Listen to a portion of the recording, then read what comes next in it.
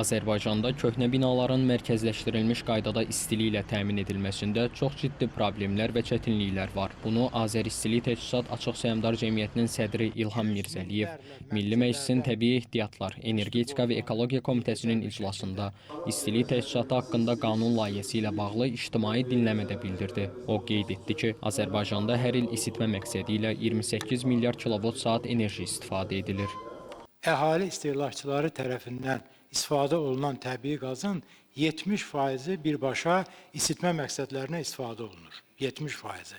Əgər biz bunu rəqəmlə ifadə etsək, bu harasa 2,7-2,8 milyard kubmetr qaz eləyir.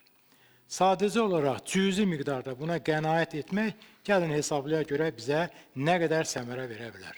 100 minlərlə mənzillərdən tüstü boruları eybəcər bir şəkildə şəhərə çıxacaq, amma bunun əvəzində mərkəzləşmiş istilik sistemləri vahid mərkəzdən tənzimlənən şəkildə atmosferə atılan çirkləndirici maddələrin norma həddində əməl olmasına imkan verəcək.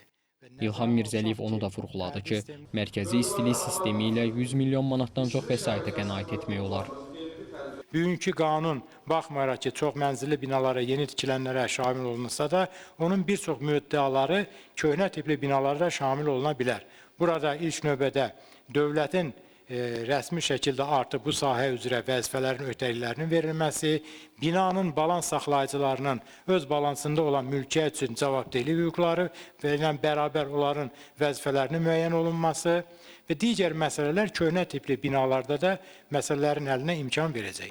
Azərenerji Açıq Səhmdar Cəmiyyətinin Texniki İstehsalat İdarəsinin rəisi Vaqif Tağıyev isə qeyd etdi ki, Azərbaycanda elektrik enerjisinə görə 1 kvadrat metr sahə üçün bir aylıq istilik enerjisi 24,80 qəpiyə başa gəlir. Amma tarif 30 qəpik müəyyən olunub. Hazırki tariflər real qiymətdən 13 dəfəyə qədər aşağıdır. Müəyyən olunur ki, bir ay ərzində bir aylıq istilik enerjinin dəyəri hal-hazırda 1 kvadrat metrin istifadəsi üçün 24,80 qəpik arasındadır. Bir aylıq. Lakin 30 qəpik bir mövsüm üçün təyin olunubdur, hal-hazırda tarifdən. Və ona görə də mən qeyd etmək istəyirəm, məsələn, Bakı İstilik Elektrik Mərkəzi istilik enerji maya dəyəri 42,5 manatdır, 1 gigakalori. Biz onu 3 manata satırıq. Dövlət Şəhərsalma və Arxitektura Komitəsi sədrinin müavini Dövlətxan Dövlətxanov vurğuladı ki, istilik təchizatı ilə əlaqədar hər yerdə qazanxanaların quraşdırılması mümkün olmur. Binaların mərkəzləşmiş və ya ayrıca qurulmuş avtonom istilik təchizat sisteminə qoşulması mümkün olmadıqda, bu fərdi qaydada istifadə olunan, yəni kombi sistemlərin istifadə edilməsinə yol verilir. Bu qanun qəbul olandan sonra bu müstəsna halları da müəyyən edilsələr, bu məsələdə tam aydınlıq olar. Bugünkü gün təəssüf ki, müəyyən səbəblər əsaslanma göstərəndə, həm də ki, binaların çoxu MTK tərəfindən olduğu üçün, yəni ki, bir növ o müştərək, belə deyək də, bu mənzil mülkiyyətçilər tərəfindən görürsünüz ki, o qəbul olunmaya da bilər, qəbul da ola bilər. Tam bu, biz yalnız bir normativ sənədlə onu qəbul etməyə mümkün olmur.